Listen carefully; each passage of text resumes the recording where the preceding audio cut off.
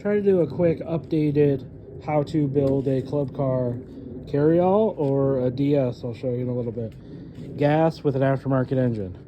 Your main issue, it wants a clockwise turning engine, which pretty much don't exist. So this is your basic, it's a pressure washer engine, 212. But this is your one option, which is easy with a Carryall. The diff is just straight up mounted backwards. Take this plate off, there you go. Belt, this is just pull start. You don't need a battery. It's kind of sweet. Performance carbs, rejet it. Nice easy cable. It's wired to the front to kill the spark with the key, but I'll try not to ramble too much. This is your DS. I've done a video on these, but I've done a lot of changes, so a little bit things you might need to know. Try not to go too much in wiring because I kind of went through that in the other one. But it's a 212, brand new, and just like that one, the diff is mounted backwards, but less accessible on these cards. So diff mounted backwards with a torque converter into a chain to the diff. I believe that's a 7/8 sprocket on the back, which is nice. It's a keyed shaft. So I first built it with a 40 series clutches with 35 chain, and that was a mistake. It was screwing up, and then I upgraded to 40 series, and guess what? Now everything's moved over and bigger and doesn't fit the same. Had to cut the whole tray out, rebuild everything, and then the exhaust, doesn't fit the same way. I used a stock muffler, took this cover off, welded a piece of pipe, changing the angle. Chain was getting kind of hot the way it's set up and getting real dry, and so it came with some heat wrap in one of the kits with the performance carb, which is nice. Those carbs are nice. They make it nice and easy to rejet and cables. But yeah, Predator 420 charge kit is nice. Gives it 18 amps charging.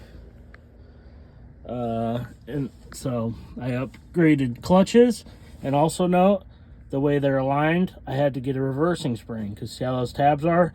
You want it turning this way where it's pushing against that tab there. It comes the other way, which makes it open prematurely. Then your belt becomes loose, it slips, it gets hot, bunch of issues. So keep that in mind. You're going to want a reversing spring if you're going to set it up like this. Make sure everything's lining up good. I just added this is a tensioner. It's pretty nice. It was drivable and it was doing good, but it was kind of clunky and a little maybe slipping here and there and stuff if you try to get on it.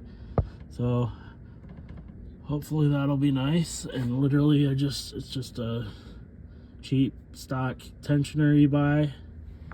I used a tap and die set and threaded that hole right to there, and then just flat piece bent right to there for the spring.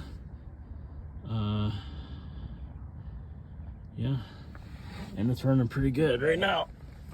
With this setup, I think I went with what's also nice with the setup, you can change your sprocket sizes and fine-tune your torque versus your speed. You put a bigger sprocket here, you'll gain more speed, versus smaller sprocket, you get more torque, etc. And opposite in the back, so if you fine-tune those sprockets, you can really gain speed, but you lose torque, vice versa, where you want it.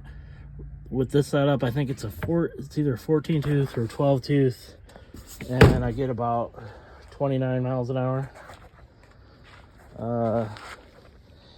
Yeah, it's wired to key on to a gauge with a push button. It's the home button.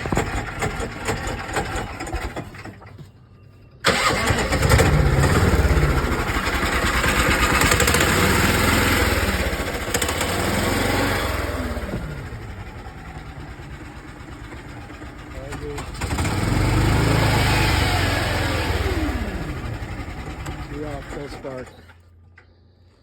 I went over wiring a little more in my other video, if you want to check that out.